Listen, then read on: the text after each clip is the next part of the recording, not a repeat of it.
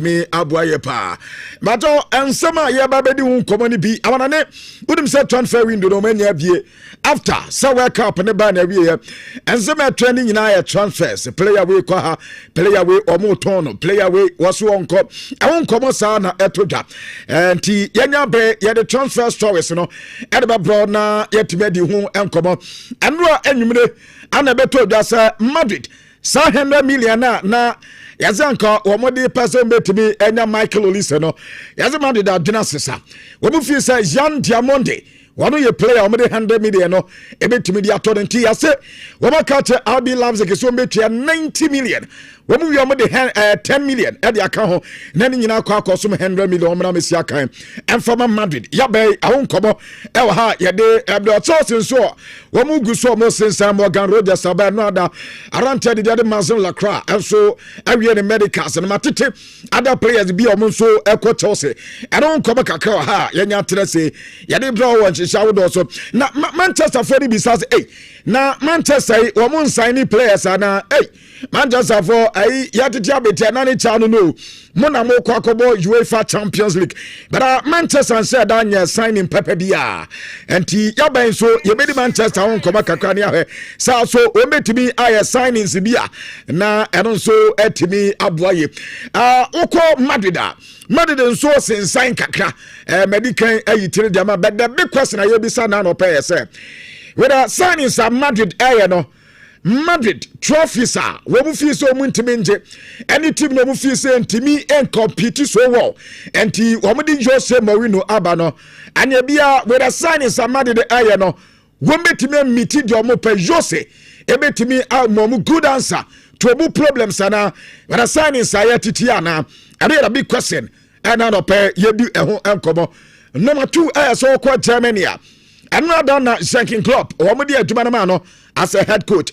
Jürgen Klopp say what percent the German identity no ever back into ho say obeko FIFA ranking so now mine be abro Germany so the big question is say what more players are we meet me asisa kese na if the answer is yes then the team identity say assign ever back na ye be say na no person Jürgen Klopp ebetuma ye adwuma de ama Germany na since 2006 we medwuma o ye no we metime say nya na back na ne ye be question na no pay ye bisa e adwuma de so winning some kaye pi anamona ne ye de ebrewo ye be fie na ye be fie a Ghana Premier League no so fixtures no ababonten asante no first 5 matches ye be de unkoma kakra na hato folk since as ni coach munten ye hato folk any quarter impo league na fixes abe na why no mane ne ba be adwuma yenya hu ye entade nso nkomo kakra wa ha ye be na Ghana Premier League ne ye di fixes no nkomo na hato folk so problems no ye di hu nkomo kakra other transfers we change no yet me e dey abro adwuma dey winning some KP and no pe ye dey bros insure weekend edition of Insure Power Sports from Gabi Thuram the foreigner Josia Holo 2 ewa ha obetenenka sanso ana Jude Owusuba for ewa ha onso obetenenka osuo no so ena ye ni yenuanu mienu ana ebeye adwuma wo mo besrae atese obeto mo nka eye brepem Sir Prince ewa ha ana eye Kingsman enso ewa ha enti obeto mo nyina nka ewo eye show no so ha eye show 104.5 FM time with Kulun Ghana Limited yendi Kulun koma kakwe na entimi emwaye pa esanse Kulun de wo mo sia pomuden aya ade anu nso eboye yentimi ni agode wonsam wabra pomuden so enye dai enka ho enti time with Kulun Ghana Limited open na nkasaba yakato se Kulun nupa de kama pa hunchu capsule winya bia adona ebo ama bema we bema doctor kato se prostate enlargement anetitwa wedo hunchu capsule eno na ebebo ama mensam ne sabe wudunso twa na timenya hodin ye ama wo a wudunso a wo bema mhihyew wudunso ntentem wedo hunchu capsule eno memedo wo mu wie no me de mestakill e de aka ho mestakill do dwuma ye di yase bema wato ape ɛwɔ mpem bama wa bo WJO ɛwɔ mpem bato ɛyade se low sperm count and etito premature ejaculation ana fe sulo rex makase sa eno na me mahi pa bema na beso na se de be ya ebeso ade se ba be si atam edane brasmate ede boso kwa ansana bema be ye a watima ye mpato wedru Mr. Kill eno na be boa ye pa araba bazin tabet ye medru menstrual pains, menstrual disorders, and no, ebeba mamucha de mu sense and kama mucha no, ebedi ni pedua no mu afrisane ye, ama oba ubunsa, wanya a problem. Yanwati, waba wini atinka ewompem, winu resia feelings into that. Wusu nya bi ebasa ema gudi ni wie paye wedro araba bazin tabet adoi baby abenya bi ato ene omo numbers nyina mpato peyin pa na nkasa ewa ha media anopa bia eya me from eja kulunda obeyi good morning sir na empom ye de nyamiado mo na o se nyamiado me so mo ye pa kulun fo mo basi ya ne ate esanse agode mu nsem ne nkanka mema ne de no ye basa na ye ni ate wa say be ma no de osisi eno koteje ntimi ye adwuma da muntimi nya agoro agudie de be ye diamba ba be ma no osisi eno koteje ntimi ye adwuma obe say be ma we be ma ogina so obe hu say na oba be sima no say ai be ma fani onim de aka obi wo ho na say ai enye no ano no nti be ma pe ni na to da bia enye se bi obema se mia osi bosi ana se wa ho ofebi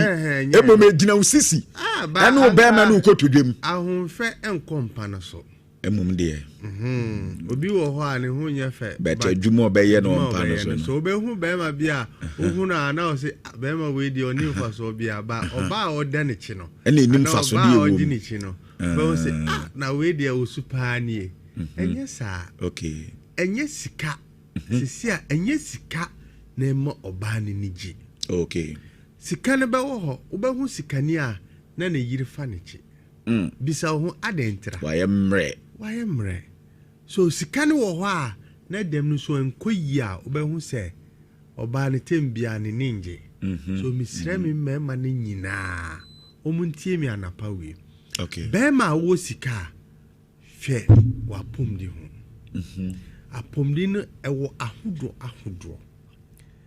apomdi ne eye wo bema na ankasa no de ye hu na ekasa wo ye bema no ma enu nso ehia wo enu hia wa sika putra wo be panyina ewo wiase nyina no oni ngida wo be hu bema no wo sika ba odwiri se me kwa me ba me yiri be kwa akoyesi dentra ahondi ne ni ho so misre mema mo munhwe mudidie ye na munsanhwe mapomdi ne ye because wo bema no wo sori a na ukwadwuma ba oba no onye bibia ope but eba wasede ewo mpa no so a untimi ye ne ye oba hu tembia no bema no sori mpo a oba no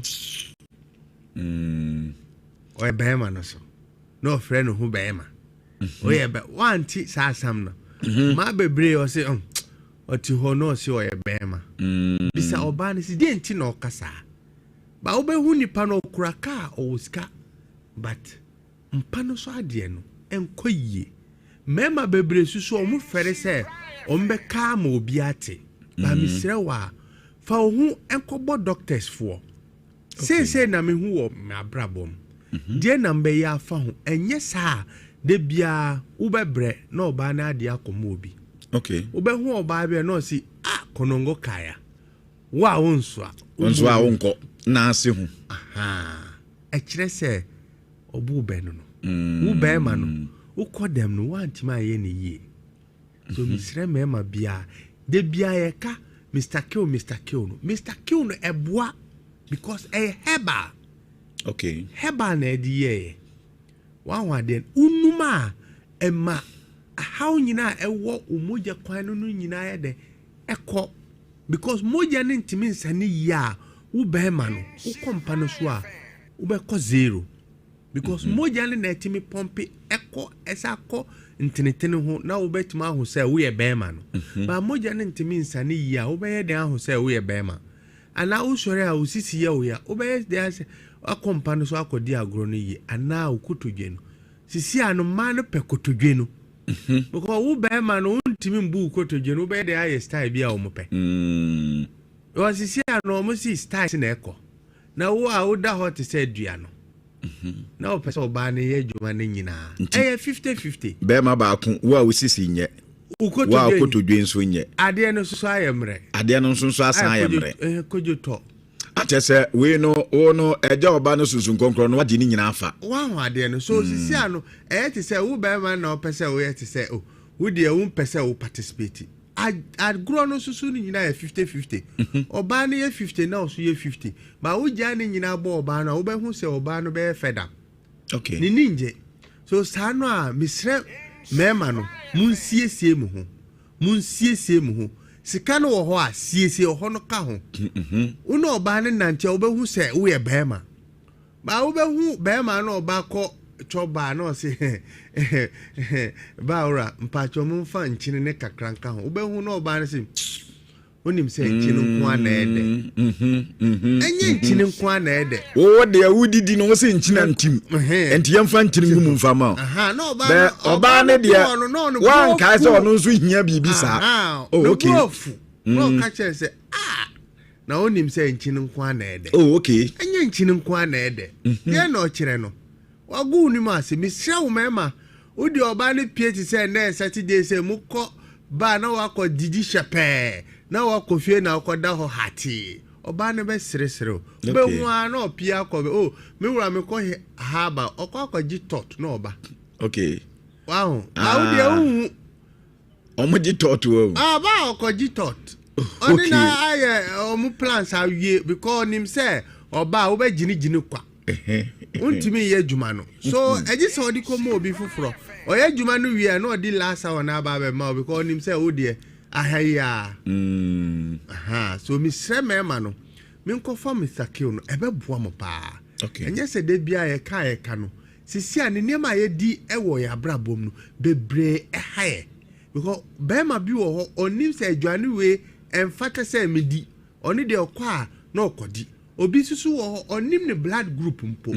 adwane bia odi ene susu wo nso aso eji se ohun blood group sa na na onim se me blood group we empa adwane we a na otwu ho afre bo obi wo ho de bia obi adi a onu susu pese odi bi so obi adi a na osusu pese odi bi na obe ho se ebe fa how about brabom okay so ene susu de ba na wo ko dem a na wontimi ye wa asade because asade no wo ho be ma wa asade oba no so wo na asade so oba ne timi ye na asade ni ye na wo be ma no ntu ye asade ni ye ne ya kire sese bo hu tembia na fie ne gyadim uko bisa obi antimi nka bi antimi nchechim so uko hu ntakwa ewo fie wa na be ma no oba ne ye kirikirikiri omu bisa be ma na nka oba na nka etise saade ne ntra okay enura no wa ma ne ninje so wa ma ne ninje a osori ade na obe so enti na be ma bi wo ho a ukọ no ho no ye odanfo mpo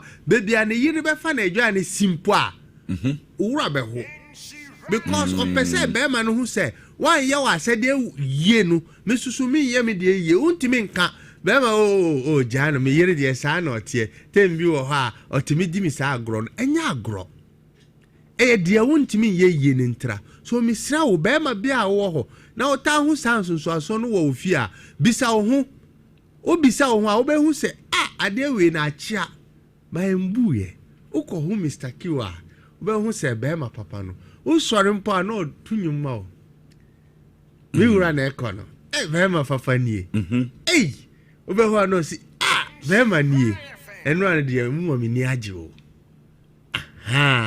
wo be hu se wo ye be ma but be ma wo koda wo da hati oba no mpo na enya no eba se ha adwene kunu numbers no any location be obi pe edo ni bi ato a obenya bi won ye wo my share traffic sisi anu baby a first ye wo no ya move by the same spot na ye wo opposite Rose Palace okay opposite Rose Palace Manship Palace hona ohona kulunga na omo head office no e wo Kumasi no wo your numbers in susu ye 0244 27 54 54 25 25 sana ye ediye so u fresh our number 0244 275429 ubanye kulunga na fo no omo doctors na no omo di nkomo misre wa na wa kire mo die na ye wo hawo no omo sisi yi edru a ebebo ama okay now yendi araba bazin tablet enkomo ye wi na ye di huntu capsule e de atwato eno kure araba ne de ma na omo ntie ne ntie ne yie oba bi wo ho a o si mi de be ma ne ba mi ho a me ni atenka ana be ma me ba ho a na aye me ya e wo menu oba bi wo ho infection oba bi wo ho so oni atenka ne so se oba owo menstrual problems obunu sa na eye ne ya ana emba yi ana etwetwesi sa na me ni tasi pa okay eye sa no so oba ne timi complain say me sisi ye me ya me kotojo ye me ya wa hu say moja no so antimi nsane ye tama epese ye de ekono sisi no be ye o ya ukotojo no be ye o ya sa na me no so ye o ya be ma no so ba o ho a wo benye problem oba susu wo ho a na infection na adukuru no ompese be ma no kono humpo be pretend say eye ne ya but oho no ahwehwie ni enye ohonye so eye sa na wo be hu se ompese ogunu nimu ase tembia no ompese be ma ne ye de embe no so mi se wa oba bia wotie mi nua ba enye ferre koto araba bazin tablet no nanum na hu nsunsanso a wo benya afrim araba bazin tablet usanuma oba no ema skin ye fe okay obi badwini se maybe u sra nkun bi enye nkun bia ukofa araba bazin tablet no numa ema skin sa ye fe na sa siesie o tembia be ma no ba wo ho a wo be hu se wan kasampo wa ye ready etwen no ma emma kwan se be ma no siesie no hu na wo oba no susu oba na wo ho no enye kura oba bi susu wo ho o white ana candidiasis on pese be ma na ye de odisie be ma no wo be hu oba bi mpo so a ontimi huro ne pant ento ho wo be hu se nema bebire ye de eguso misre wo oba bia uhu sanso no wo uhu a misre wo koto araba bazin tablet no nemom be ma ukoto Mr. Q no ma uhu a misre wa to araba bazin tablet no nkoma wo yere no because unu Mr. Q no na wa tinka na ye de eba soro na sisi a utimi adwuma no a ende misre wa ye sa pepepepe mo ba no onu sunu ma na asiesie no a na mu nyina 50-50 na wo de aboso ba wo be ma no ukoto Mr. Q na wan to araba bazin tablet koma no a wo ba hu se wa sisi no oba no so hu se be ma no so oni sa ahonde ne na wo ni wo asa ahonde ne but wo no so enye yi a misre wo to araba bazin tablet no a misre wa to Mr. Q na so menua ana me kuno ene de me was surprise ama wo no see de we mi ko ye na omo see de na omo see o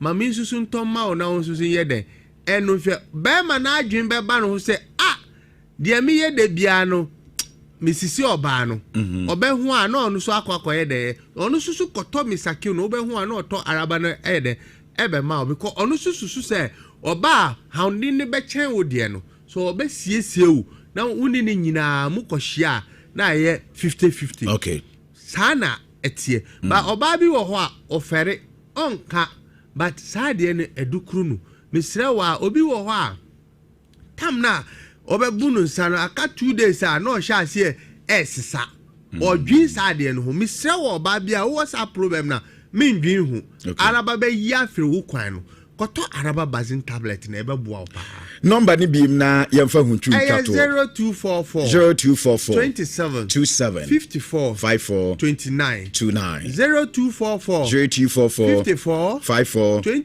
27 59 enu na ye numbers no fresh our numbers na nyina obanya kulunga nes doctors no no mo chire mu de emfata se uye de emfata se udi na obi bia eye kamama o okay fa huntu capsule no fa chato fa ma me na yes sorry bia ojun sententem o prostate care and prostate enlargement and wa hu say uda obe sorry be ma o sorry san po a and the passo agro no to me yeshi because tamra ebe basu kim no na jun so na so aye kim so me say who sa na ma nyina koto hunchun capsules no ebe boa who symptoms a eboa who prostate enlargement so a eboa so me say wa be ma bia wo sa haw no onkoto hunchun capsules no ebe boa no.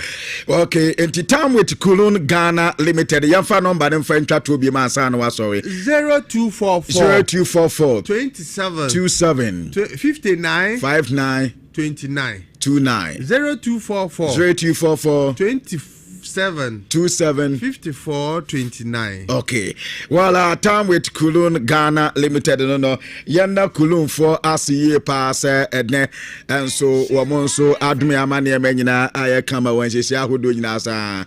And Tiabani said, the Abuade, then is Misu Kanya. Yanda Kulun fast. But, conformance in the drug shop will be a Dupano, once we be be atona, and also Etimi, I come up.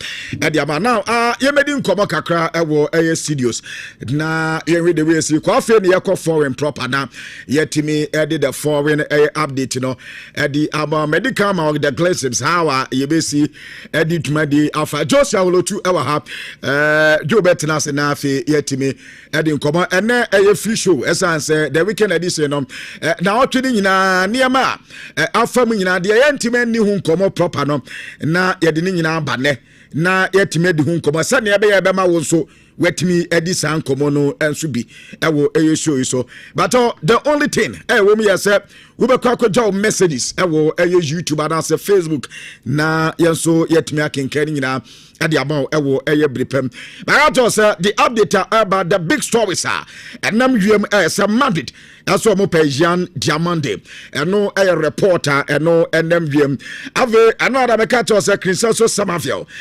abrante yese obeko Hilal ampa abrante nya dwane Al Hilal bobuko no eno ya dia eno so aropay ya confirm ediamo on Christmas Samavio eno so nkoma kakra Roberto Di Zabi eso otutu ne niama enema ba na osi otutu a o target but players or pom no wope players a wo mo first target and yes the option ones no ana wono nso epe wope players ebetimi aboa ama team and tinate Aston Ayadesa ya kan say Tottenham Hotspur ede man so atimi akoye ede amomo eno ede Roberto Di Zabi ede ba Jurgen Klopp enso Cassandra the big story here training players Alizabe wono ojinsemunu se obedi na teba o fera no aka tese se bi Jurgen Klopp e bia wutikase wobeti ase nemom se ne babi nam na ne babi nam ho ana se da busuani bi nam ho na odi hu abufihyew ebekọ wi omo so de wase ya ba sa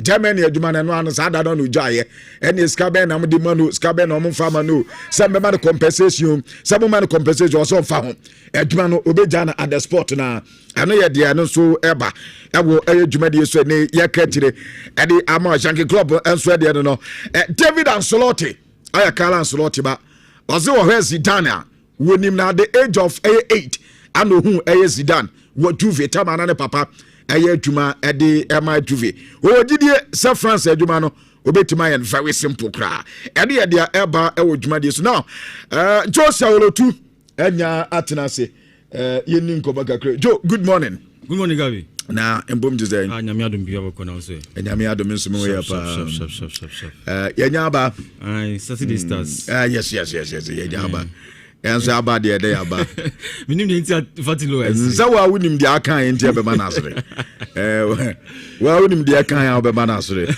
enti yaba yedi yetim no so yaba enti enasa make sure your listeners say yawo yenuan mom baba ebeka ho ama show na tibaye kama yenua say Prince ewo eye Sompa FM last week na Habib bae no sa Gabi say wana na minim no wana na minim no enti yamfa no sa last week na Habib bae no boa ana last week Tesco nso bae okay and quite last week enti ene ye we nua say Prince ewa ha ana Kingsman enso ewa ha Kingsman there minim so onu no be hu me dia yes man boko there yemi adu bia boko pa za yemi adu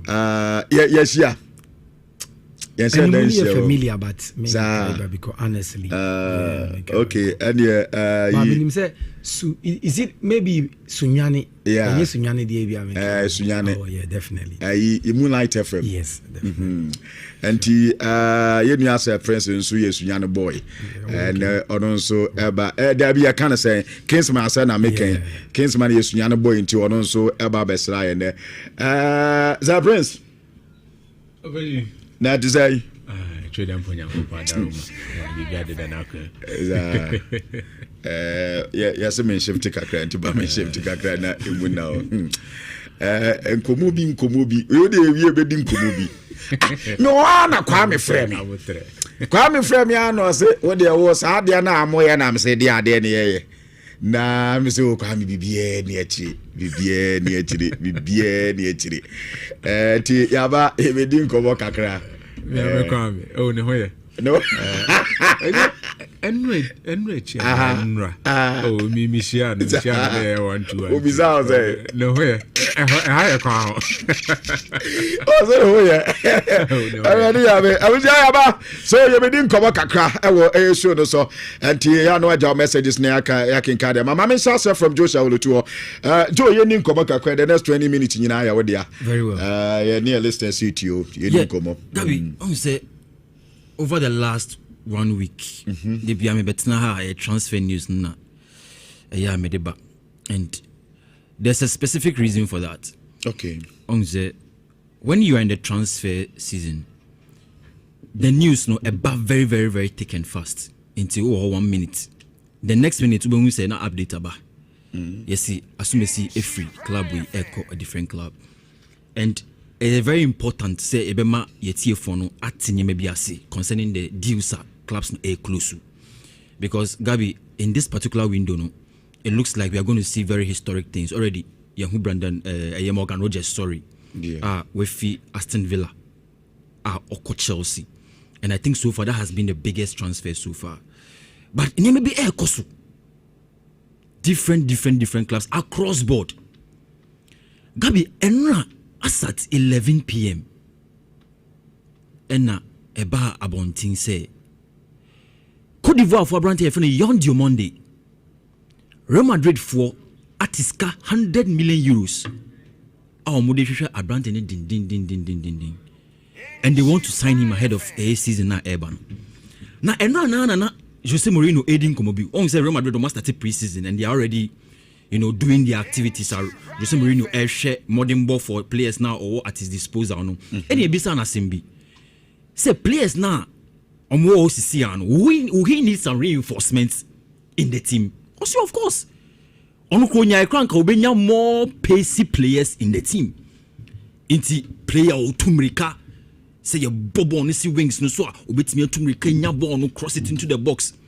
Those kind of profiles. I wasn't surprised. Oh, okay. Say on your Monday, Nasema ba abontia say Real Madrid no. But Gabi, during the World Cup, Sobekaya, the same Yondio Monday was being sought after by a Paris Saint-Germain for the same 100 million euros. Yeah, Leipzig for Nantes. In fact, what happened was that it looks like the bid had not even been submitted officially. Not any name. Say 100 million. No, that was the asking price for a player from the Yondio Monday. As at now, it looks like Real Madrid also want to match that price. I want person the Baba form. Because once you bring it down, it means you are trying to tell the player that whatever is the asking price that PSG for no a quote, he's not worth that. Now, only Madia RB Leipzig for no air can. They have rejected the bid. That's number one. But after rejecting the bid, they have made it clear to a Florentino Perez see, who company say you're voting as president of Real Madrid? Okay, say there's going to be a 150 million euro signing. If that is the case, then that should be our player. Okachiraman saying, say, who be a president of Real Madrid? You make 150 million euro signing. So, if that promise is to be fulfilled, fulfill it with Yondio Monday. So now that's the asking price of RB Leipzig. They have capitalized on the promise of Florentino Perez to ask for more money for their player. But I think that the last time PSG coin, sir, around that 100 million or more, because of player near 120. So why 30 now Babeka? Enter America Semnisan. Okay. So they have capitalized on the campaign promise of Florentino Perez to increase the asking price of the player. And I think that is a very creative business to do, Gabi. In this transfer window or in this transfer market, if you are not smart, player now more money for that player, no, you will sell him for cheap. 100 million is not cheap money. I think Yan Diomande is being overpriced. Because Gabi, even the 100. Oh, come on. Yan Diomande. Unka ya GBB na 70, 80 honum. Because I know the player has a very good potential. Like the potential is there. Now you know that this guy has something. Even when you look at his track record, Nima of him through his career to get to the point he's at now, you can see that no, there's something special about this boy. Only 2, 3, 4 years beer, he'll be able to reach that potential. But 100 million, market no. And I can agree to some extent because if RB Leipzig everything shed that loophole and points to Florentino Perez, so we promise. So be president, we sign one player for 150 million, and then my player no player in Diomande. That is what Real Madrid are facing right now, and I think say RB Leipzig will not back down until they pay that money. But do you think that Florentino Perez, minimum, yeah, in terms of transfers, will make it the big transfers? Yeah, bid 250 for Yan Diomande. Those said that's the asking price now. Yeah, for RB Leipzig. But Florentino Perez, a bad impan so be to me. But on say as of now, the other story coming in from Real Madrid for us and they say they are trying to look at exploring a deal for Rodri. If you look at the dynamics here, Pao, it is not coincidental. Say these two players have come under Real Madrid full scrutiny over the last few hours. Okay. Because Rodri didn't. Look, Rodri Eka say Onyaya, he will come back to Spain. That has been the position of the player. So currently, look, he's under contract at Man City, but that contract is in the last 1 year. Sorry, and player Biano say o contract nika 1 year or contract niswa. You automatically enter talks with the club no to see whether there could be an extension. Gabi Rodri did 30 years. It's a Usha player nan kasana uhune ne caliber no winning the World Cup now 30 years, and Manchester City don't want to allow him to go now. It looks like they want to give him a 3-year deal, but that 3-year deal no because he wants to go back to Spain. Emma Basuna for crowd because say oh yenya player no cry yepe. But do you know what Real Madrid is doing now? Real Madrid have a strategy. So almost a player no the contract akabe 1 year or so. They find a way to throw in the speculation in the air. No more sabe deny player we yempeno. Shedi omri Ibrahim Konate. He allowed his contract to run down and then Real Madrid Ecofano free transfer. It would have been more creative for Real Madrid to wait for Rodri 1 year contract now to run out before they go and pick him up. But as it stands, Florentino Perez secretly is looking to have some engagements and talks to see whether they can go and bring Abrantes friend Rodri Cascante Hernandez. And Gabi, if you ask me, look, Fatou Nchensé player no person call back to Spain. Real Madrid have always been very smart in the market. But as it stands, Manchester City also try say betting convince Rodri to stay. There is no way Man City will take anything less than 50 million for Abrantes friend Rodri. There's no way. And so that is also another interesting aspect of the issue that we will look at in the coming days. Whether or not Rodri will be convinced enough to sign the extension at Manchester City. The agreement I am hearing is that on person money 3 years more. So on City no, or he doesn't want to sign. But at this point, no, Madrid want to go and bypass their originally, established idea of buying players. On person chain 1 year no so no more for free transfer. No, it looks like they want to bypass that and go and bring Rodri to Real Madrid. But we'll see how that goes. I know in the few hours, in the few days, no, you better updates from there. So Oka Nini Boma, you realize that it could possibly mean that Real Madrid will want to spend or be looking to spend more than 150 million euros on Abranti Efreno, Yon Diomande, and Air Rodri. It could be more than 150 million euros. And as to whether Florentino Perez will sanction that, only time will tell. Gabi Anopeyana Mitese Manu Kone of AS Roma, France international boy, it looks like Manchester United are following him. And as it stands, no personal terms have been agreed between a player and Manchester United. In principle, Madiakano, and they say club to club negotiations ebe go on. But the biggest twist for a Manu Kone deal, and they say, on also train PSG. So you look at the linkage between PSG and the French players. Say player be about France national team. No, who say a team like PSG bet me about Befana. They would rather consider that deal than to move all the way outside of the French league. And that is one thing I've noticed. Because to play in the French league, number one, you have the comfortability of playing with players that are familiar with you. You are still in the French league. You still have the guarantee of becoming a more developed player before maybe thinking of going outside to go and play outside the French league. At this point, you can tell, say, Manu Kone as a player, Onyaya, PSG, and he's waiting for PSG office. That is why at this point, even though he has agreed principle in terms of the wages with Manchester United, there has been nothing finalized yet. But PSG, one year choked in Fifio, no. Fabian Ruiz, and that is why I think, say, Manu Kone enya good deal and a PSG for Roma for enya good deal from Manchester United. They should allow the player to go. The player must go. Because Gabi, another thing I've realized about Man United is that this particular window, they are reinforcing their midfield more.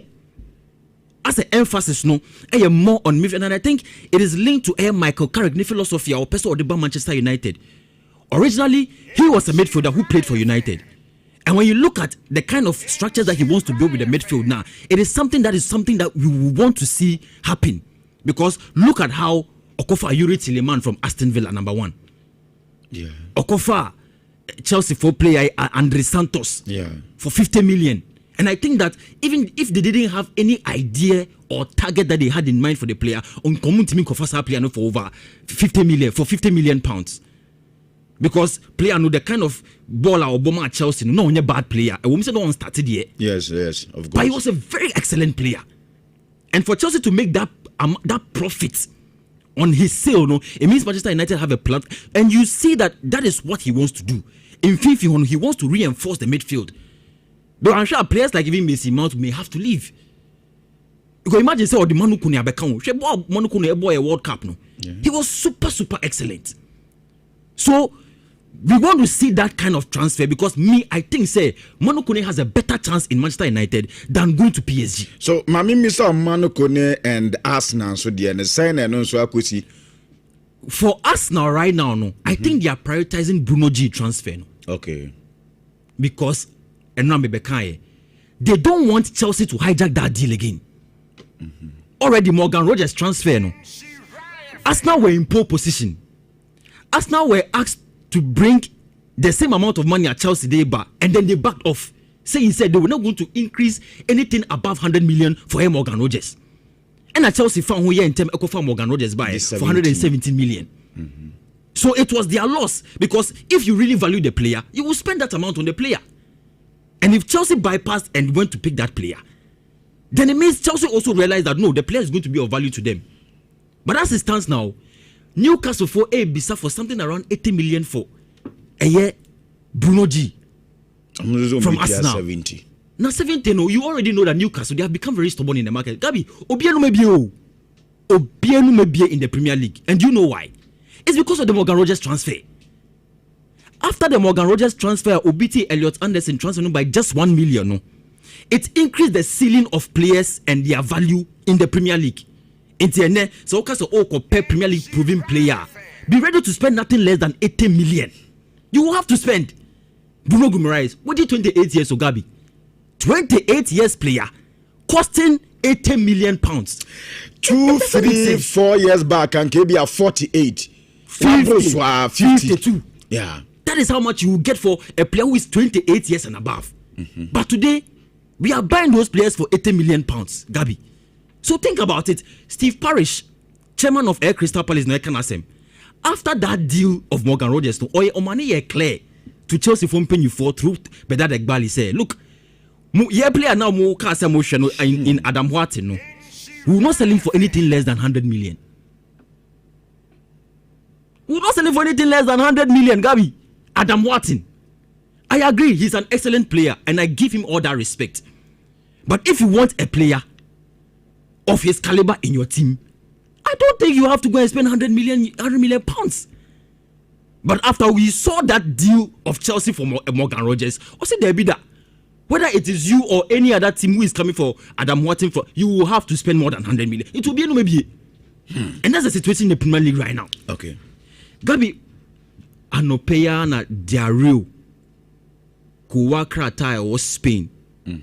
Edibetu just say Arsenal have submitted a bid of 100 million euros plus Victor Gyökeres omode pe Julian Alvarez from Atletico Madrid. And when I saw the news, I laughed for a few seconds and I was asking myself, say Barcelona for air shot the way what would they be thinking? What would be their response? Because originally they said Arsenal for they wanted to make a signing, even if it was not a marquee signing. They will make a couple of signings. If you look at that signing, you realize that okay, Arsenal for no, they are in business. Pakabi, do you think maybe so? Just help me here. Do you think say Gyökeres plus 100 million euros and yet it be a 50 million and now 70 100 million euros? They are traders. Oh, come on. Now the person much say Julian Alvarez and the boy. I don't have in the buy 200 million, because Victor Gyökeres for now. Okoto Victor Gyökeres. You will spend something like 100 million. What the Ebi Kra one cry be 90 million pounds. In this we try 90 million pounds for Victor Gyökeres. Now Wakoto Bruno. You can say Bruno G. Julian Alvarez. You then cry 100 million. I say 190 million. Aye. I don't plan if you have in the Siba for many nana. I don't. You see, and that is how the market has now. Look at what the market has done today. Look, the thing is that even if it is not true, Gabi, the point is that compare Victor Gyökeres to Julian Alvarez in terms of their numbers. And opinion can want some Love FM so. And you realize that it is quite clear that Victor Gyökeres, his performance for Arsenal last season, they would have wanted more from him. The truth of the matter is that Arsenal, if they want to be very progressive in what they are doing, they will have to give the guy a chance, a second season, to prove his worth, but rather add one more player to him. The solution is not taking him away and bringing Julian Alvarez. Julian Alvarez alone is not the solution to Arsenal for goal scoring problems. It cannot be. But even Crampon say, who a team last year now competed over the UEFA Champions League. Your dream was na Ankanya require the FA Cup. Na wadi Carabao at the account. No wadi Premier League the account. Good. Which I went to making in a Mubako na the ultimate. So person maintenance our purpose now. Why you selling Victor Gyökeres? Yes. All this has track and remember Babacamo. Then we prioritize it back over what the big matches are. Now back on about the other matches, and then what they are now operating. Meanwhile, I can't have it or no Bobac when they were pra or the Quabanabe. And Victor Gyökeres gave them at least 21 and above goals and assists throughout the season. It's just a way or buy 5 goals. No, he is a good player who, if given time, he will settle in the Arsenal team and he will help them get the goals that they need. Into the whole 100 million plus Victor Gyökeres. I'm sorry, but if Arteta is looking at that thing and he's sanctioning it, and maybe your person will order 5th and 6th in the coming season. Because Gabi, you agree with me that the playing field has been leveled in the Premier League. Season here, boy. Look at everybody who the top teams. They have all brought in new managers. Tottenham Hotspur now business all year this summer. Taking 80 million for Sandro Tonali from Newcastle.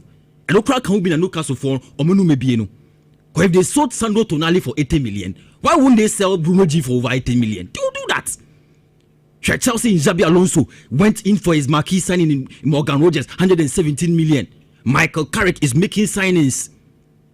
So Arteta needs to sign. But if this is the approach to sign, I don't know what they are targeting for next season. Gabi, Chelsea have done their thing again. And I think that by the time this window ends, the biggest winners will be Chelsea. In the transfer window. This transfer window. Someone named Aston Villa for set piece coach now, your friend Austin McPhee. Yeah. Chelsea for Kofano. And now it was confirmed that Austin McPhee said goodbye to the technical team and the coaches as well as the playing body of Aston Villa. And now he's making his way to Chelsea Football Club. And now me who news no me share at the end and I say what? This is one of the biggest things that will happen to Chelsea this season. And throughout the whole week me did Chelsea for whom come out back to back. In fact, and now me receive comments we say adena Chelsea for news in corner me dey to abontin. Because of course they are the ones who are making the business in the market. Gabi Oko Premier League them for now. For now. And even the big clubs, why they signing? Man United feel no you told must be free or my marquee signings. Yes, now it's just what's coming to the market. But now they're not only going for players, Gabi. They are going for specialists in set pieces to come and help the Chelsea project next season. So me Chelsea for them minim dia ebia omuhu say because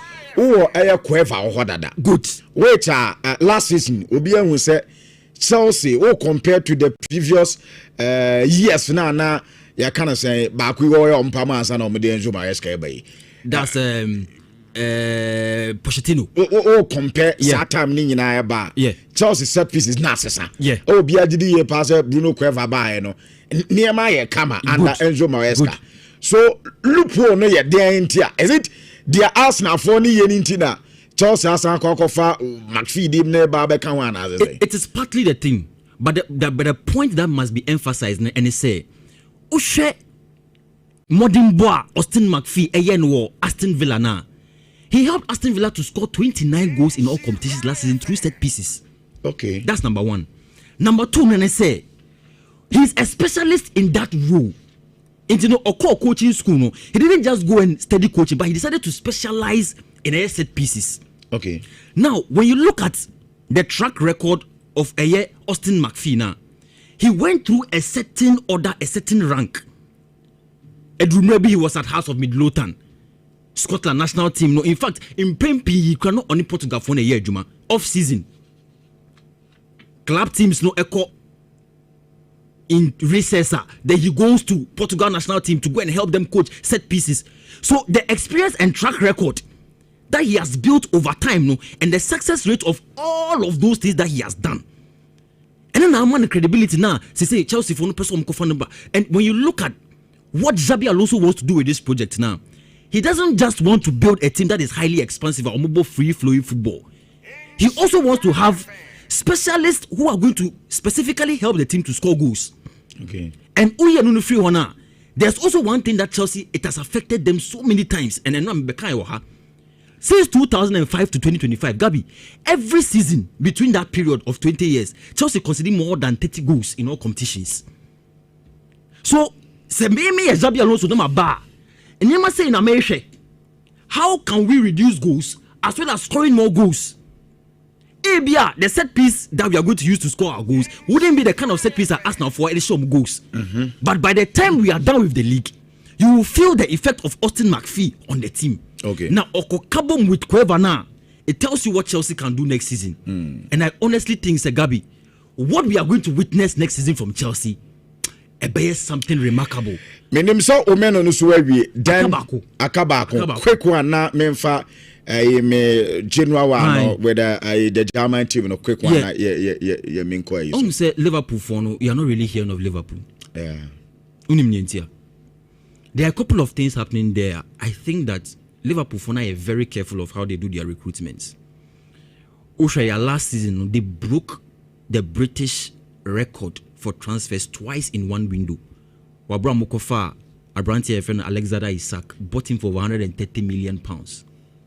Omokofa Hugo Ekitike and Susa, close to about 100 million pounds. And even Florian Wirtz crowd by it was, I think, over 90 million. Gabi, you see the introduction of Eye Andoni Iraola. So what you can realize about the Liverpool team right now is that they would want to emphasize more on helping current players on Warhol to develop in a certain way. Because Andoni Iraola, there's one special thing about him. Say, only players Juma, he does not necessarily want to have a talented player who is talented from day one, who can give him the results that he needs every time. Intino Oshe players, be to say Antoine Semenyo Krana. At the time when he Andoni Iraola joined Bournemouth, no, the trajectory that he sent the players on within that period, ultimately players need to be picky. Yeah. So Antoine Semenyo is one. Number 2, Dominic Solanke. Number 3, Alex Scott na Chelsea for no social no crisis siano. And Oshe Dominic Solanke Diana. By the time he moved from Bournemouth to Tottenham Hotspur, he started declining. So it was very clear. Oshe the graph now.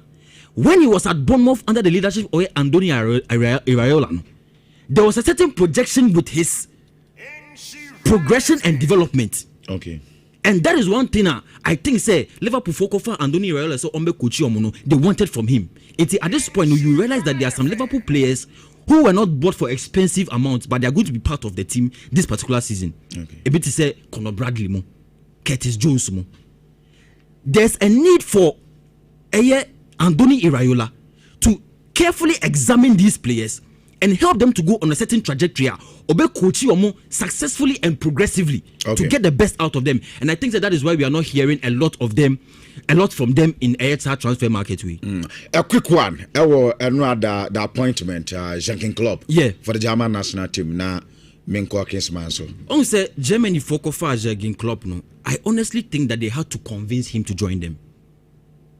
Because Jürgen Klopp ejai Liverpool adwuma no. Oka on one interview be say when he was at Liverpool, he immersed himself totally into football and coaching. But Oye na doing so ojai no. Opeso okoje na home. Akwa se Pep Guardiola sir. He wants to focus more on family and have a good time with them because Gabi, when you are coaching, it's not easy. Your mind, your soul, your body is invested in the game. So you have very little time with your family. And I think that is the situation of Jürgen Klopp. But at this point, Julian Nagelsmann, that very difficult period, World Cup at the expense of Paraguay, run of 32 years, it meant that the German national team needed a certain transformation, and the only person they thought it wise to go and pick was Jürgen Klopp. But Jürgen Klopp now at this point, on pay how be brave. Until he has made it clear to the media.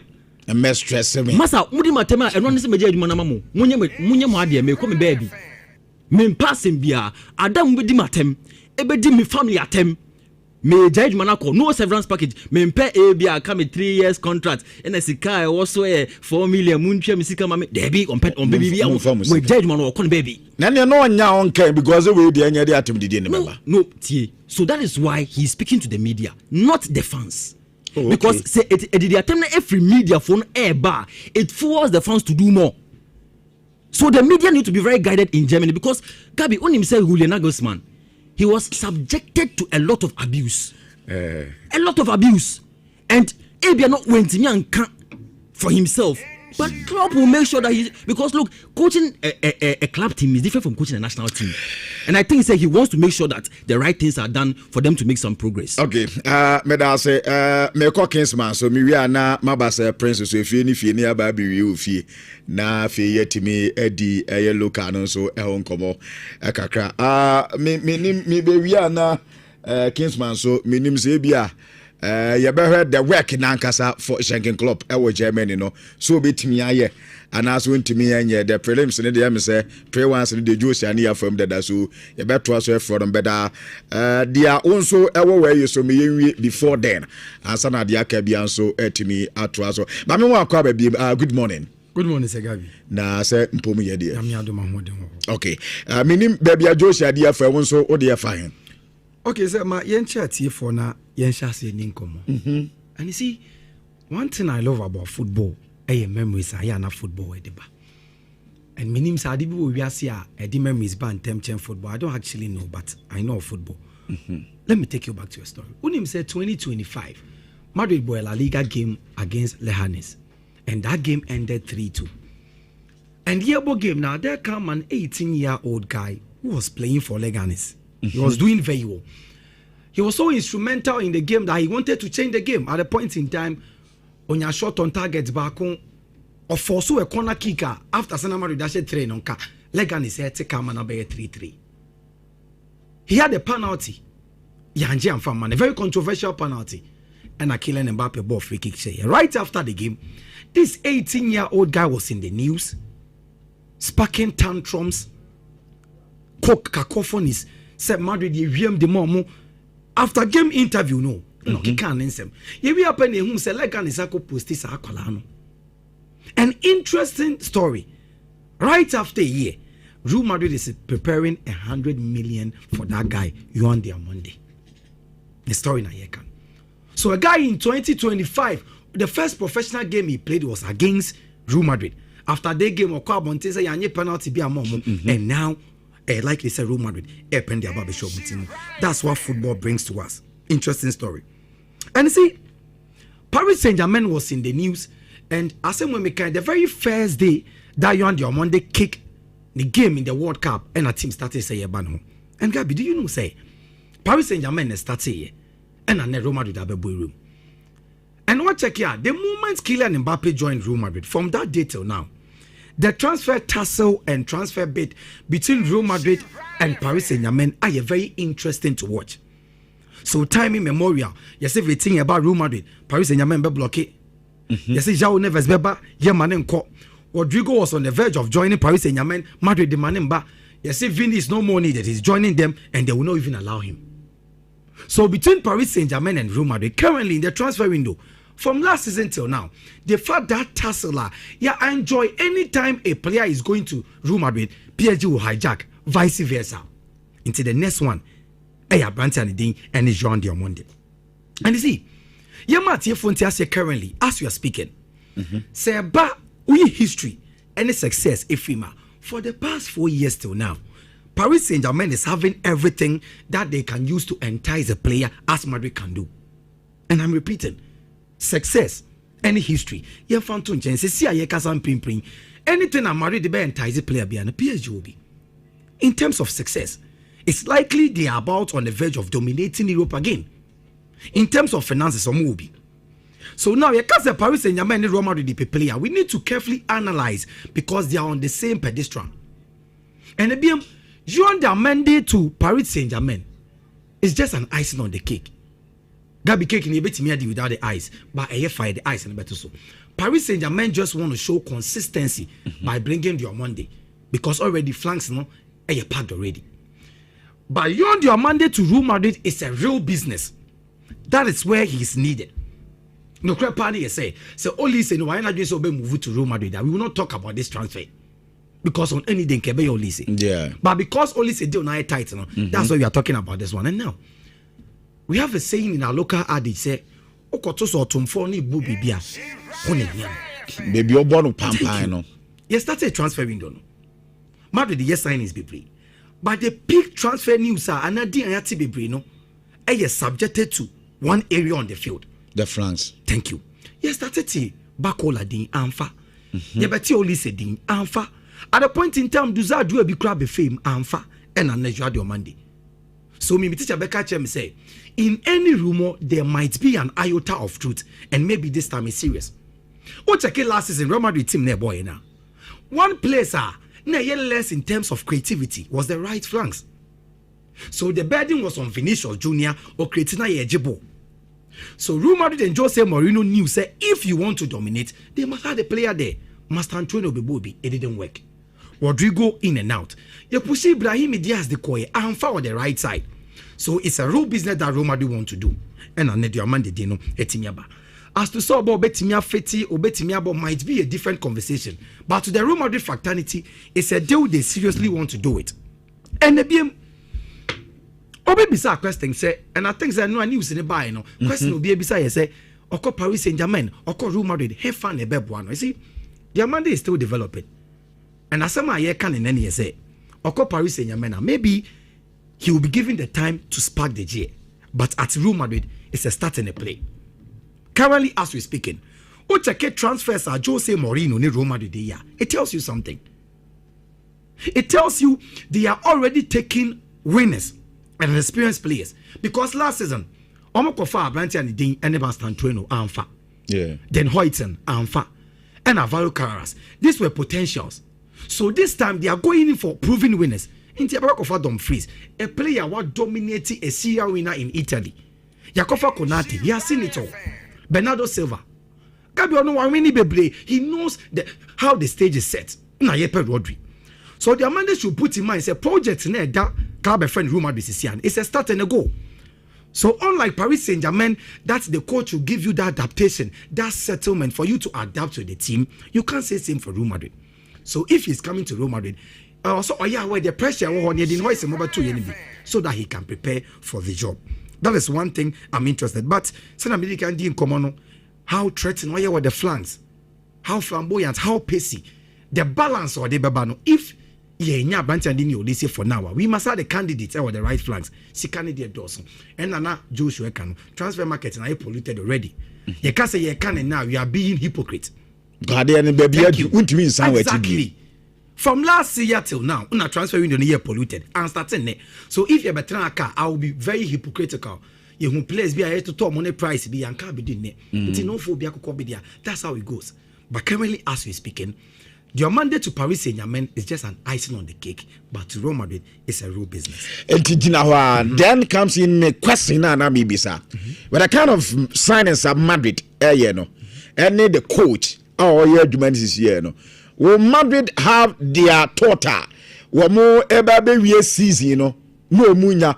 Because of the dominance, trophies, and then the man for one album. I say a chap of Joe Madrid person rising the beam with a kind of signings. Any coach, will make me do those. You see, one thing about football, you say signings don't normally grant instant success, but it gives hopes. Okay. Sana football, it here. Say signing players is here as to solve a 50-50. Bibia bit Messi, but Emma hopes.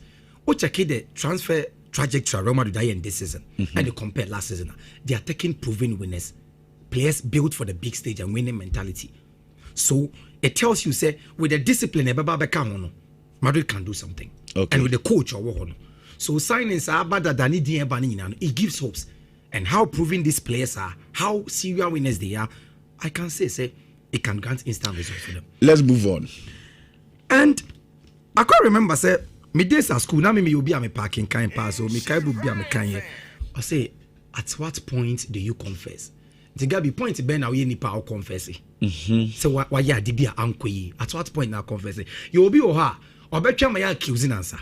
And have people whom are wrong now, they will just come and confess. And they be as your Real Madrid. You see, let me take you through the story.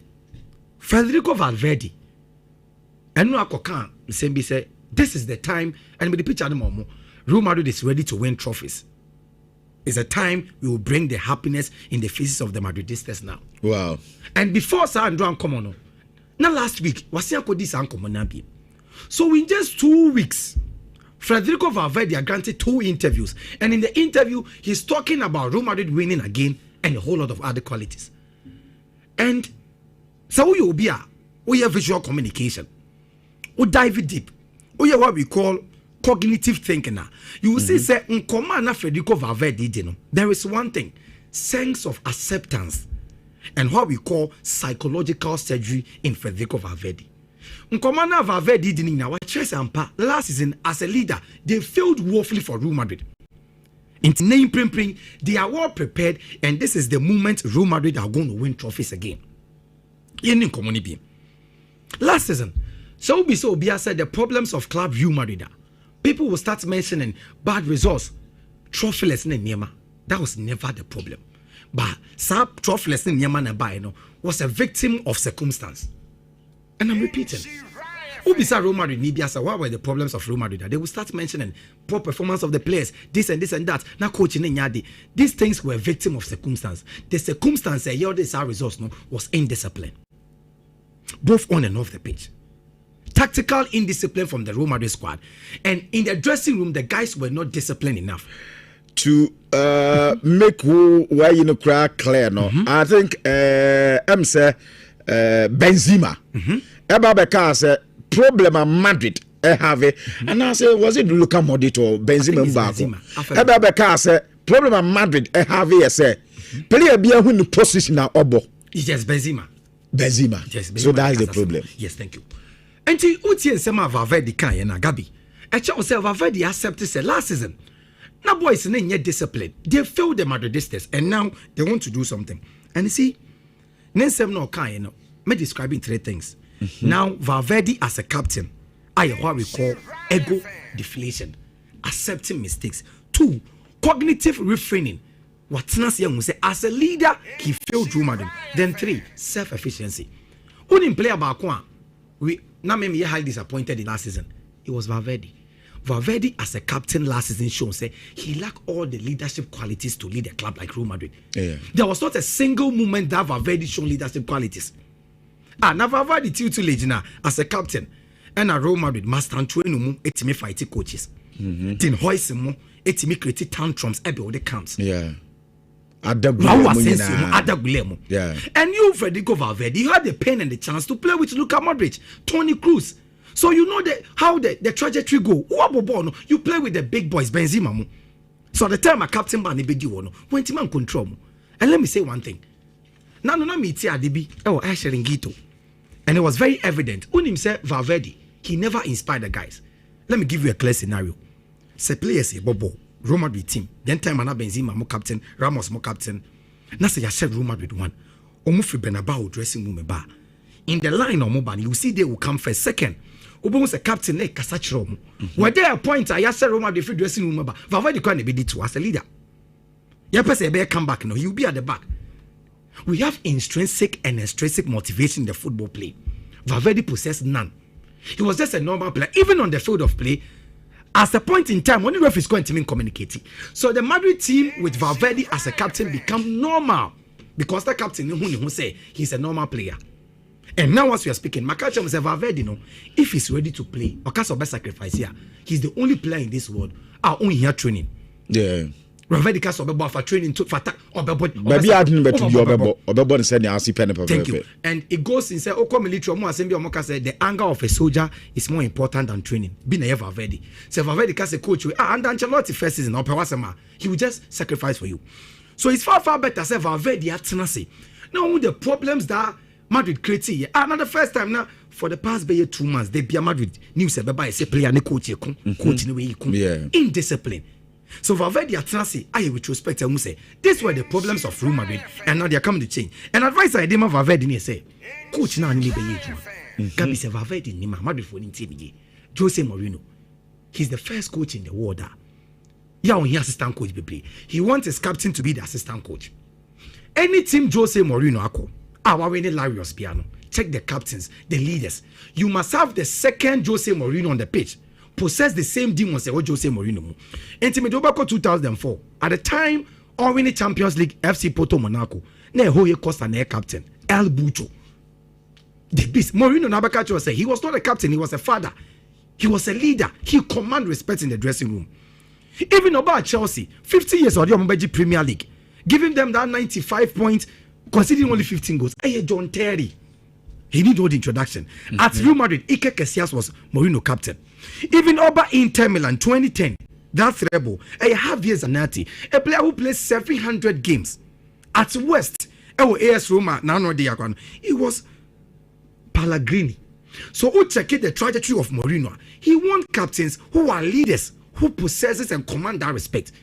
And Federico Valverde, no transfer. So going next season, Valverde should put that trait as a leader because Jose Mourinho won the second demon and the second Jose Mourinho in his captain. Minister time I want to come in here big credible. Oh, Yanko, Yeninko. Okay, thank you. Masiamba, what do you go now about question? But I'm going to see. They be a make us a football. Yeah, me this year baby. And Minister say Prince economy be your dream because Minister say a cons you can't say work at where you are needed more than where you are wanted. Yeah. And Alonso, Mama is our idea. So analysis am be ye mama yem fan in a football perspective. Yem fan to yem. And they say we juma baby. Na say we just wanted that. Stop and go to where you are needed. Because where you are needed, you better treat you extraordinary. Where you are wanted, a baby. And even attention, how I recognize you in taking decisions and different. When you say Real Madrid, at a point in time, my believe he said Alonso is a bad coach. But he's never. This is a coach who conquered Germany with a huge record with Bayern Leverkusen. He came to Real Madrid. At a point in time, Real Madrid allowed politics and some players are now Alonso and him that because he's a club legend. Born or babu ye coach, you know, the first juma wa ye ye. And Alonso, ye force Jano Kamanakoye. And Alonso called Chelsea. The kind of project Alonso is building for Chelsea, I'm yet to believe that as an individual, you need to work at where you are needed. You said the hallmark of Alonso in a three-back system. Near why he show glimpses of winning Larios. But by Real Madrid was always a problem. Or they bought Danny and Tiase fall back a lot of issues, but no call Chelsea. Check signings are with Lacrosse now. It's likely we'll give him that hallmark, that trait in him the three back, you know. So now maybe say maybe James can be constant. Then maybe you can Obetima Rango between Lacrosse, Money Cowell, Money Hato Mamo. Then two. Enzo Mo, like you say Enzo Kokrana, maybe he will need another player. Obetimi after that trait, Ediama Latvia, because Latvia is one player who is always redundant. About Chelsea, I see say Ontimi enye Ganacho Moko Neto Muni Adia. But one thing I must see a finish story in me say. Signings are young man acquiring money. Giving him the hallmark and the prince class on fan cut him no. And then necessary can was a set piece coach. It's like everything he's demanding, he's having. So he's working at a place is needed. The only thing I can how he can hit the ground running. Madrid for the end of the day, Juma obey and you take care in the books in him because he was never giving them decorum. So a Juma or here no Leverkusen, it's time yet for him to do a replica. Integrate one on Chelsea. Okay. Mr. and dear film say, as a human being, you must always work at a serene environment where you are needed than where you are wanted. Clear steady. Chabi Alonso. My last one I'm about the end. So they say Rodri to Real Madrid over the weekend. He say and one come now football banter any rivalry. Emma football yet. Now when him say Real Madrid fans, some of us we should be very grateful to this rumor now. And say Gabi because it's an opium to ease pressure from the Real Madrid fans.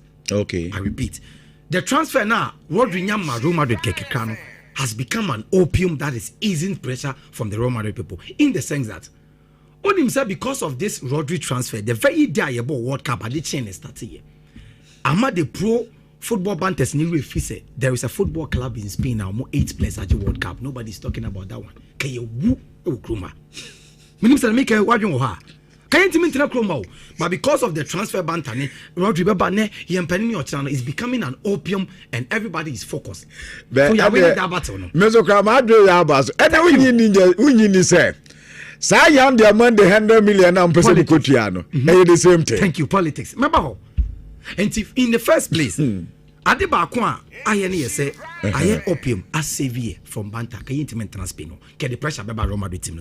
2, you see, people are always afraid of addiction. The case will be addicted to something. I know be as who are addicted to humanizing near the Diana is true. But you will see, say addiction sometimes is not problem, but line of addiction is the problem. In the sense that, me say, of which I'm not doing, me humanizer me per then a kinsman per ma baby. Maybe anytime a kinsman be who you may be ano. You may be friend yanko. So dear son will fear and by me teams and menko yes. And this will be a for so Ima is becoming my line of addiction. You cut Ima, you cut the humanizing for me. Oh, okay. In this sense, Florentino Perez, signing of players. In him say sometimes he can go with say offer profiling.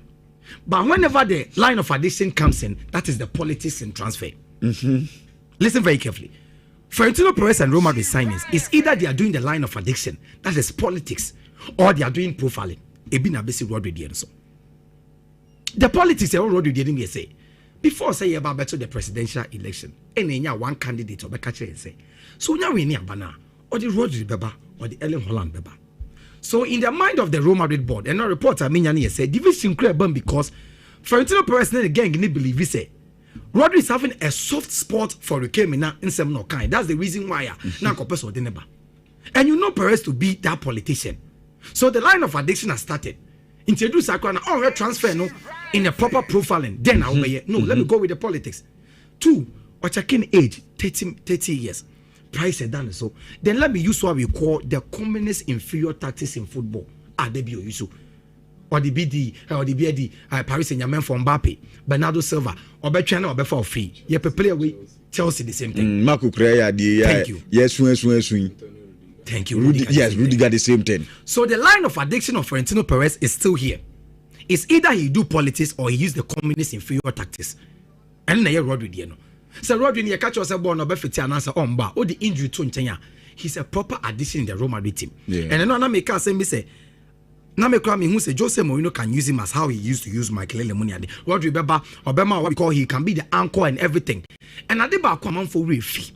Of which me na me pekra free Rodri one enye ball no the bema me. That leadership alone. Command. Yes, Madrid team net down on the field of play. They lack leadership. That's why the tactical indiscipline started, and they lost everything last season and last 2 seasons. So Rodri need to be team nima. In as much as you agree say ball no body man. What I'm looking at that command, that leadership. And so you didn't hoist now ball now with ball now. Rodri win for you no joke. You are talking about somebody who is completing football. Okay. So when you play and as a Vinicius Ujinama, honestly you're a senior man. So that command alone, na yepe. He's a proven winner. Madrid should check those things. He's an anchor, somebody who can connect the team. And to Jose Mourinho ne Rodri contract no it's either Florentino Perez is doing the communist inferior tactics or he's unleashing politics. I'm say me no we metam na so e wo ho. O de ma me nko yes ma me hwese e bia e betime anya kakra e wo ho anafi yetime di sa nko na Sir Prince. Good morning Biam. Good morning. Yes wo ho ye. Chidam Ponyanko Padaroma. Okay. There be a mekase sa ade eche already afe. Say ade eche na se won so se bi utimi sore nante ekasa e mani ye ya. Yeah. Hu se adom na na Yankopon de adom no. Enti yete ha ne de na je se Gabi bibi ade de na kam. Yeah. De na kam pa. So my yeni nkomo kakra yeni nkomo na minim bia bia won so de e befa. Gabi, I'm very happy, sir. Kingsman, Joshua Dikenra transfer stories ne kakra.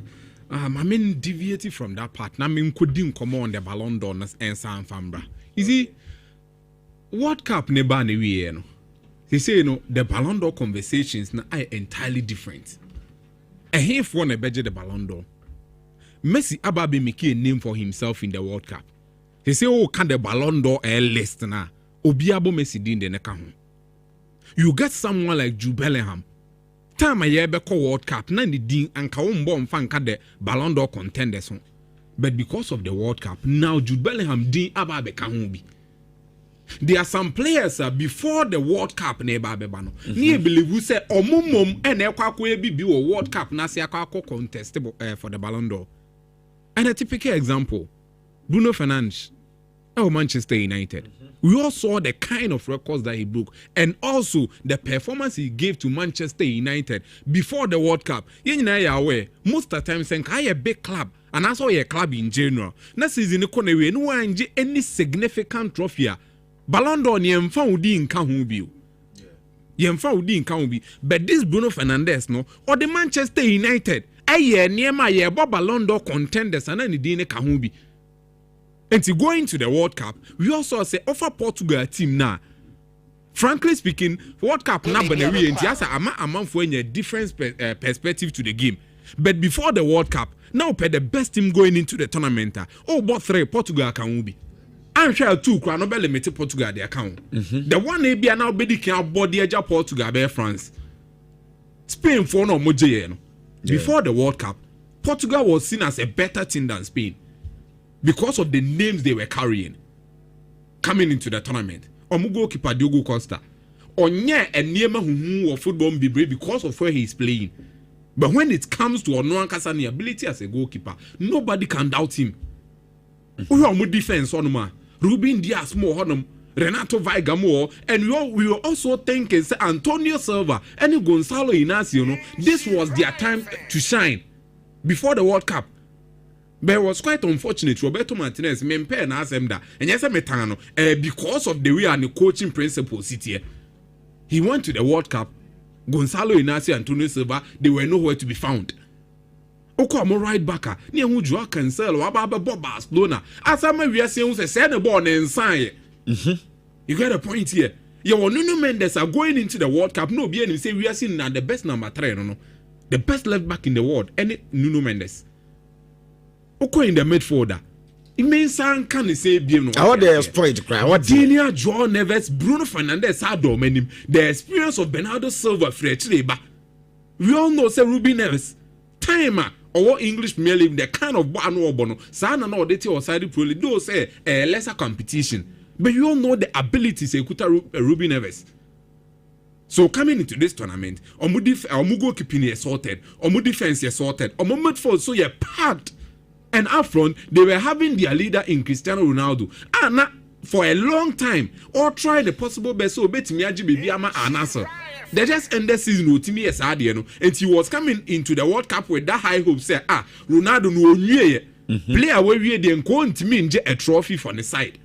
Or call honum, said no, you're younger than CC baby Edrun. Yeah. But I'll try and this time around the team 5, so clearly it tells you say Ronaldo is coming into the tournament. Wabra ye who ne send the ball na benewe ye who a branch Francesco Trincao.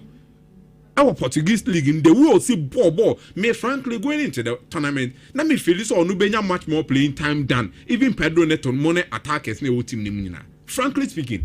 Because Bia no follow ni Bia could clearly say this boy is coming of age. Time about Barcelona for Kofa no that menka say mentality of the Kofa and say we who the prospect maybe 3-4 years han obi do no. Too early san Kabasa benya resource. Yes. Unse sa time no went me am be yes I don't know Barca. But afa na sa born na Barcelona for head so the Kofa na afa no wo boss born. Chico Conceição Juventus.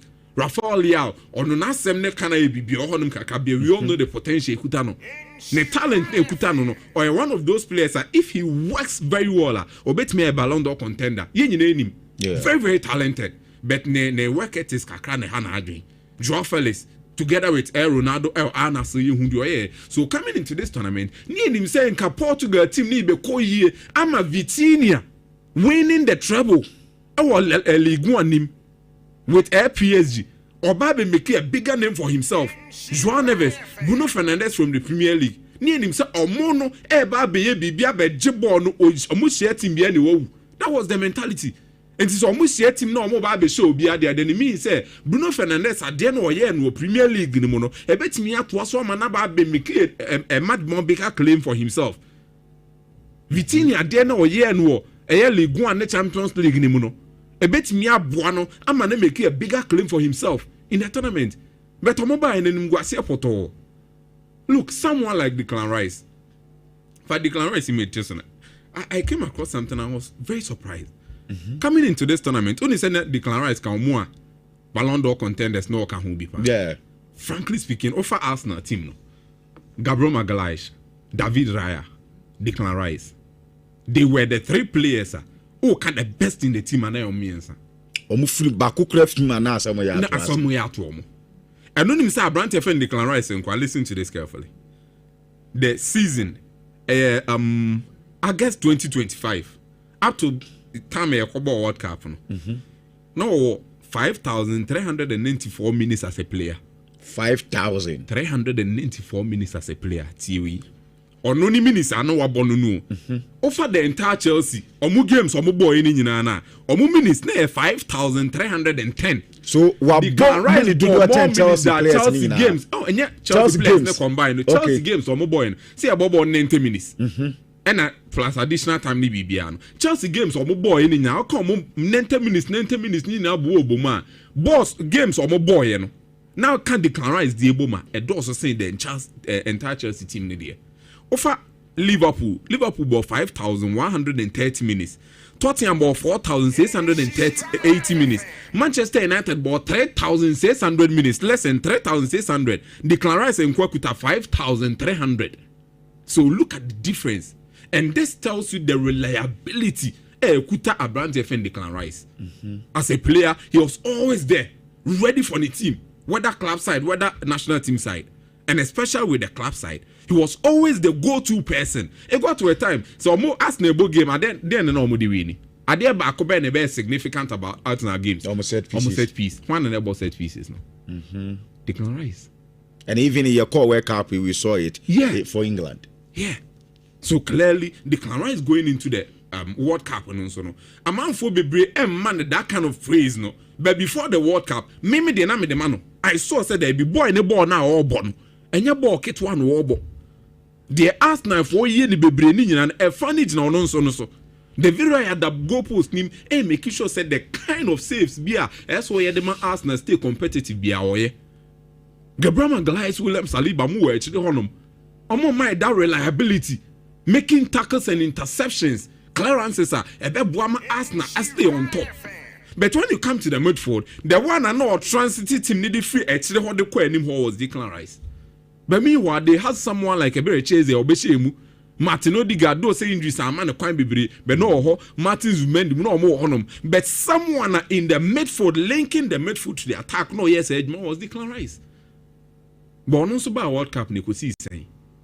Yeah, when it's and you get the perspective here. Yeah. Going into the World Cup, they were players and then after the World Cup. And after the World Cup, going into the World Cup, now Lamiyama didn't win that. Because of what he did with Barcelona in the La Liga. Hurricane and the won that. Because of what he did with Bayern Munich, Bundesliga, no matter say Madrid and Jefe, and he won because he won the Golden Boot. La Liga in the Champions League. You get a point here. Young from World Cup need Golden Boot Nentonche and the Nyamaso. So Kylian Mbappe was there. Dembele Dini Dembele. I never subscribed to Dembele to defend the Ballon d'Or because they just ended season. So players are PSG and Dembele was a part. But and you're not a far team this season also. Look, my main far deal in Katia across the interior. So far players now Mudia Obiti Salama, Lamiyama, Hurricane. Kylian Mbappe. Ya can't answer ma. Ballon d'Or DNT mo mujine pin. For me, I'll pick them ahead of Dembele. DNT America sa ni. So hela mi ama Barcelona team no. Me mbo bi anim tia. E Barcelona team nim. But clearly you could feel said there be. Salami ama ke kan ho a Barcelona everything goes well for them. Be beer change. Joan Garcia born home or they will go post name. Bakubasi was okay at the back. Pedri Bayani on Finfion. But Salami Yama can no matter the kind of opponent or Moka Kuchiano Obwa, Omdo Chibaka form. Kylian Mbappe at Madrid was the same thing. Yebeka Kylian Mbappe and Obawa dismantle Madrid team no wa master stability na kofo Yebeka nsem ni bebre. But the moment Kylian Mbappe beke kan ho no obo hat-trick no she 2 goals ni 3 goals ni ade. A different story. You get a point here. You cannot say same for any other player in the Madrid team. Vinicius, ups and downs, kakra in the season. Jude Bellingham, so the same thing. Federico Valverde, didn't come with. So clearly, these are players. And Hurricane also. So her Bayern Munich team noa. Manone ene de kakra injuries ha no wo match on ma Daiti Pamecano Kim Min-jae Jonathan Tah mo bo mo de kakra you get Conrad Lama mo Joseph Stanisic mo in the midfield ubon say Alexander Pavlovich and Abrante and Joshua Kimmich mo bo mo de in a way ubenya long grass ka ba bishim kakra but going up front no now who said there be game ni si Hurricane ni Luis Diaz and Michael Olise so ojinemu nko ade ya Hurricane jinemu no matter what happens Bayern Munich more than 50% chance of winning any game be omukobobia. It is offered these 3 players now make Omosema, Lamiyama, Mbappe, Hurricane. This was what they were bringing to the game. But Dembele the enentisa. Look, no disrespect to Dembele, but Dembele born or bomber Paris Saint-Germain. Most of the times they go to a time and not dependent on Kvicha. And you and I are very much aware. They depended on Kvicha and the brilliance, and even in the Champions League, young kind of question who was the best player for Bobo from Paris Saint-Germain? It was Kvicha. Kvicha, you talk of Abrante FM Vitinha. Even to a larger extent, William Pacho mo born actually on solid. Nuno Mendes born or boy and Hakimi born or boy. For me, they were better than Dembele in the UEFA Champions League for PSG. But here we a 1 year project no, who projected Hakimi I then Ballon d'Or derby. You get a point here. Nuno Mendes and Fanenge Ballon d'Or. William Pochu derby. Vitinha crown. Afe ni e kan bebre bo no ni say no. Who projecting the crown obebre. And in 1 year projecting for the Ballon d'Or. That is where they projected a brand here. Ye fene Ousmane Dembele. You get a point here. So these are the reasons Emma Dembele be kan ho. Ofa trainer Hurricane Mbappe Lamine Yamal. Omo dey stand out. Now World Cup number was the conversation before the World Cup. No, is it going to be different from that one? And I say, is it going to be the same? World Cup number no said the measure as a mechanic who say amount will be the World Cup needing about Biurem. Jubelham Messi mo said in American. Yeah. But for now, mame sa World Cup almost statement na me dem on. There ubetimi ejina so the Ajo World Cup ni yenhwa de bu ase. Very good. And I say official Ballon d'Or statement. Yes, winning the World Cup helps, but it does not guarantee a Ballon d'Or. Listen. And I say to win it, you need to have been the best player of the season, not only of the World Cup. Okay. Me came quietly because me kai that year na Vinicius ne Rodri. Yes. So on be can fair player say beyond the field ni ade. Vinicius Junior ni Suban bi ni. Me person me ko Ballon d'Or na asem no udi san community an ha ye because every time bia no as omo wo omo criteria bia as omo the best for that specific year. Yes, and this year beginning ni omo man na e clear say oje World Cup ne kwa enye no na wo begina so enye no nko a nemum dia wa ye dia ma club but you are now very much aware said there are some seasons ago a man for gina World Cup na so de Ballon d'Or. There are some seasons ago World Cup year but no be World Cup ni be mean sometimes I am person me look like I say obi adwuma or brain ho ye me twen aba form in Messi dia no. Yeah. But you and I are very much aware. Messi so the Argentina do quarter final right in 2014 no. Yes. Ne quarter final na. No final. No, 2010 Diana quarter final. Very good. This a player wabo World Cup or quarter final. That year they couldn't win the UEFA Champions League. Listen to this. But when it comes to the ultimate, ni dini number bia. Yeah. Ababe drew and near fast forward and ne. Say that instance ne bi na ababe sino. Enti omo Ballon d'Or no mbetimi age no. Clearly Mbappe onye hwe. Whether club or national team side onye hwe. Onye bibia. You get a point here. Yeah. Ubenya Lamine Yamal oje bibi or club side. Esa beji bibi or national team side. Okay. Ubenya Hurricane oje bibi or club side.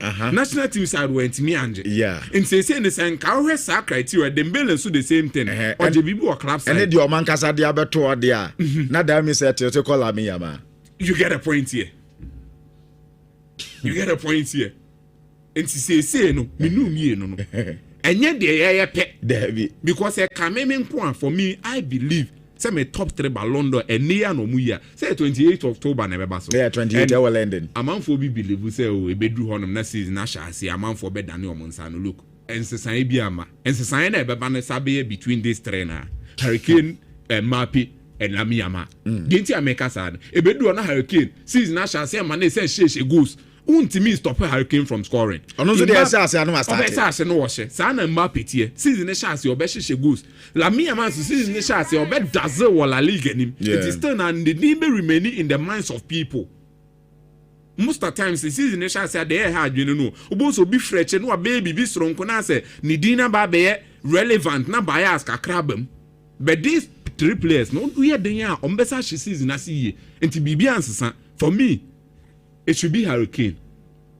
Number 1. For me, Hurricane should be the Ballon d'Or winner. Per what we saw in the entire season. Hurricane should be the Ballon d'Or winner. If you know, Lamine Yamal should be second. And Sana Kylian Mbappe aba. Okay. Per me assessment, no. But looking at what is coming from those people are in charge or be, you know, if Lamine Yamal get Ballon d'Or this season, nobody should begrudge it. The boy deserves it. Listen, intina means me be a mu bebre no. Say Mbappe gia. Despite the fact say 100 trophy bia na me mouse scenario sa ABC on the match no. Inti ogia hwe no mama e na 100 hwe e na dabi. He individually, he broke records. He made records. He set records. Inti anon da honom. Lami Yamal Sojia. You can't begrudge the boy. Yeah. He won trophies. The ultimate waje. Hurricane Sojia, you can't begrudge him. Yeah. The European Golden Boot one a day. Oh no, Anaje. You get a point here. Yes, of course. So for me, I think say these 3 players and are definitely on the contenders for the Ballon d'Or. And omumu bi obeji and me hame but for me, I believe Hurricane should be first, Lami Yamal second, and Sana Kellen in Mapaba. Rodri ni Messi ne Dembele mon common there but I don't believe say it should be concrete enough say be dethroning these 3 players now in this pursuit for the Ballon d'Or. Now Mamenko Real Madrid na menye transfers ne enkomo kakra bi. Yeah, yen chewo ho kakra bi pe. Olise any Rodri enkomo no. Madrid epe. Say clear. Rodri say kwan da hu ne ya. Madrid be fa no. But because of how difficult it is. Enti na Madrid are relax kakra. Rodri so die ni enim. Ye nyina ya aware. And more the kind di enkomo no be nti me nhyɛ dan spending my time on there. But Yandu Mande DNA for me, I'm trying to be, so perspective. Now, my share DNA said there be. When a man tells it towards any side, me a Madrid fan. Me person I want to stay on the ground and say it as it is. Yandu Mande does not deserve the price near dinosaur. And Madrid say, because Madrid here a winger be a near. Yandu Mande does not deserve to be the player as a Madrid for fan. A point blank. The reason is this. Players being a Madrid for Alpha. Mumfa image and that's very good. So when players are Madrid Alpha, Kingsman was making a very good point. And me backing up with this. Madrid ending say 2 seasons. Omabre. Florentino Perez. And him go same the man say quite entire season onje trophy. Meanwhile, you are deemed as the best president football has ever seen. Onje trophy said DNT. Until this time around, he wants to, same things. Never Madrid them come back to the Madrid that we all knew. And today and where was I say so or make key changes in the team no. Jose Mourinho, a proven winner. Into what they buy. Now look at the signings they are making. No matter the other candidate for Ibrahim Konate, he has proven. Opa can we ask him and he has proven I will Liverpool. Yeah. Why did he not win there?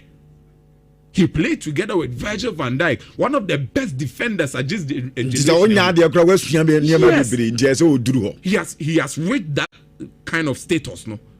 Denzel Dumfries, Ediana de Becheden. Yeah. Mark Kukureya, since Ediana de Becheden. You talk of Bernardo Silva in the midfield. Ediana Becheden. You get a point here. It's all players now more fun now. Obia all banana, as or the baby beba. And yet, project ne prospect as same beam.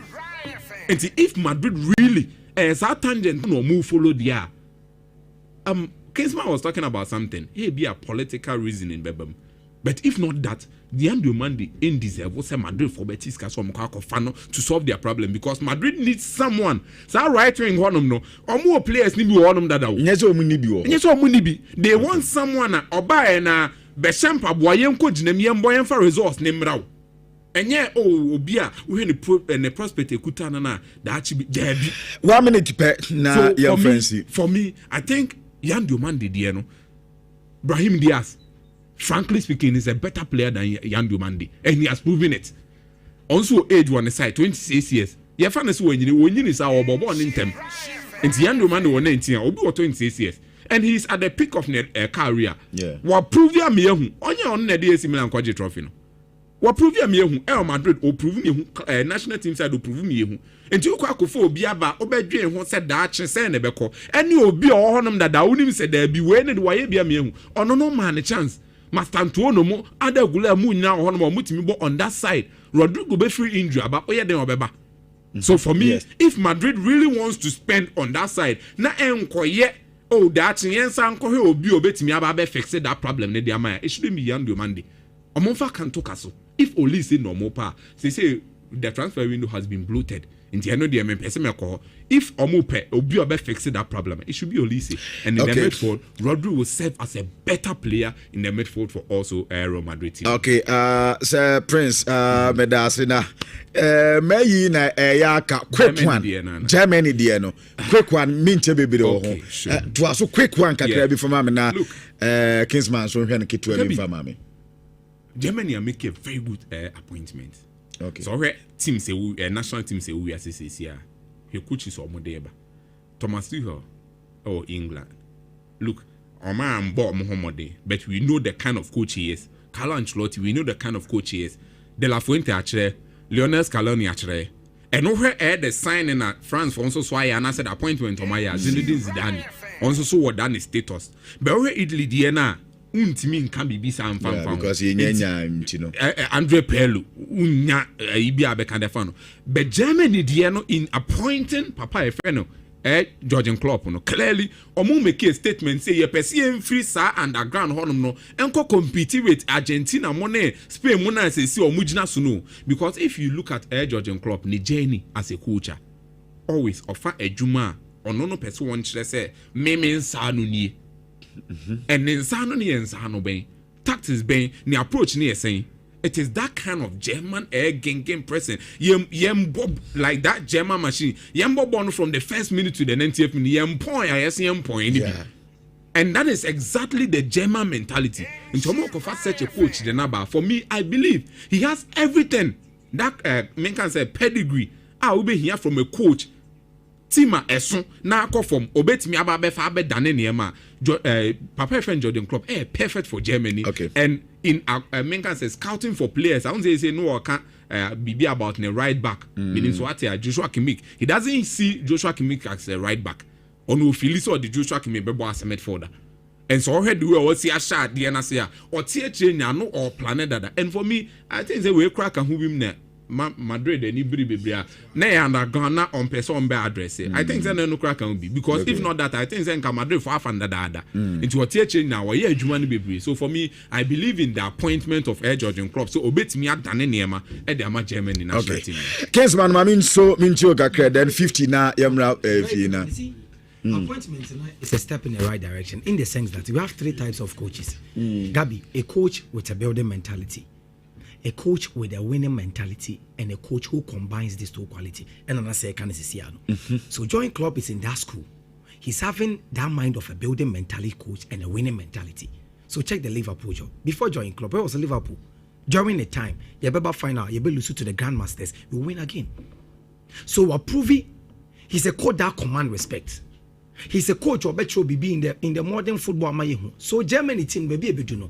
Who person a coach be kind of cry or fake Juma here in the first interview or accept it and now accept it or accept it say yes or more perform so he will build of which he's having the records or the actually in football. Then in terms of winning he will win for you because he's a coach with a building and a winning mentality instinct.